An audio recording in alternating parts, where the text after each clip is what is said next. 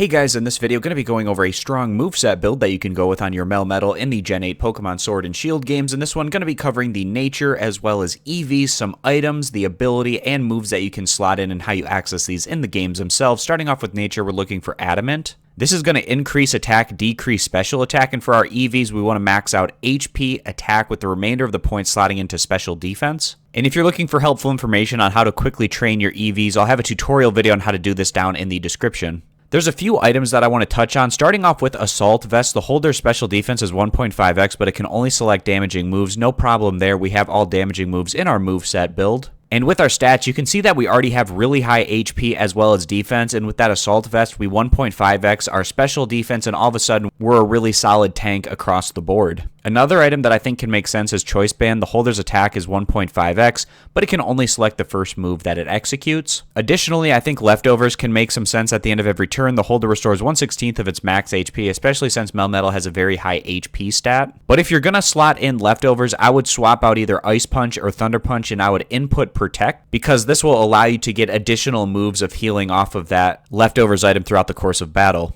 The items Assault Vest and Choice Band are very straightforward to get. They're each 25 battle points and can be had from the BP shop over at the Battle Tower. And the item Leftovers you can pick up from a wild encounter with Snorlax and or Munchlax. You can also pick them up by shaking berry trees in the wild area.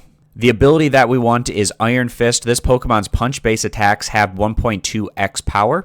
Heading into our moveset build, move number 1 is going to be Double Iron Bash, and this is the same type attack bonus, Steel type, physical category, 60 power, 100 accurate. It's going to hit twice with a 30% chance to make the target flinch. And Melmetal is going to learn Double Iron Bash through leveling up, picking it up at level 88. Move number 2, Earthquake, is going to give us a ground type, physical category, 100 power, 100 accurate, hits adjacent Pokemon. And Earthquake is learned through TR10. And that TR for Earthquake can be purchased for 8,000 watts if you can find it from a watt trader. Otherwise, it's going to be a value between 122 through 130 over through the Cramomatic.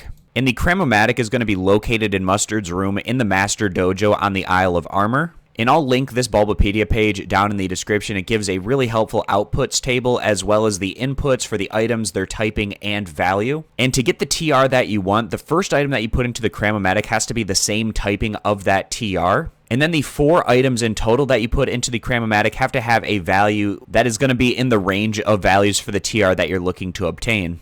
Moves number 3 and 4 are going to diversify our typing and what we can deal against our opponent with Ice Punch and Thunder Punch. Ice Punch is learned through TM04 and Thunder Punch is learned through TM05.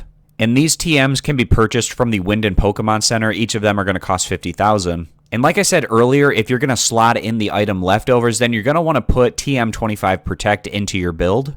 And the TM for Protect is going to cost $10,000, and it can be found at the Pokemon Center in Modestoke.